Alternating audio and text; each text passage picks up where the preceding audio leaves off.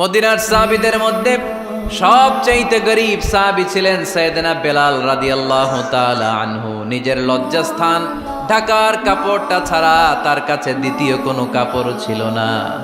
সকালে যদি খাবার পেত, দুপুরে খাবার ছিল না, দুপুরে পেলে রাতের জন্য ছিল না, আজকে খাবার থাকলে কালকে নাই।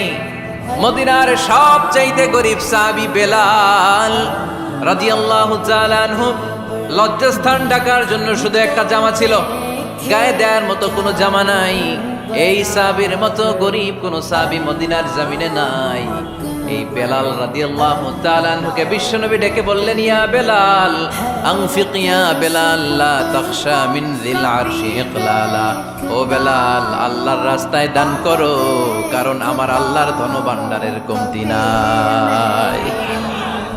সাইয়েদনা বেলাল রাদিয়াল্লাহু তাআলা আনহু সবচেয়ে গরীব।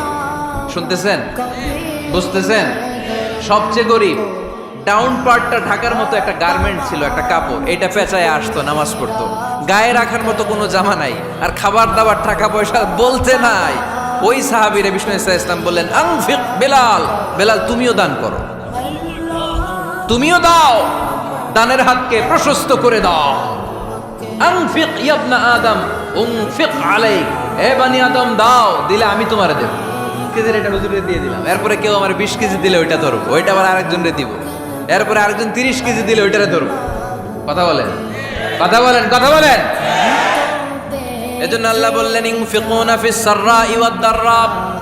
আমার মুত্তাকি বান্দার প্রথম গুণ, তারা সুখে দুঃখে সব সময় দান করে, দানের ধারাবাহিকতা সব সময় অব্যাহত রাখে। যারা সুখে দুঃখে সচ্ছল অসচ্ছল সব অবস্থায় দান করে, তাদের নাম হলো মুত্তাকি।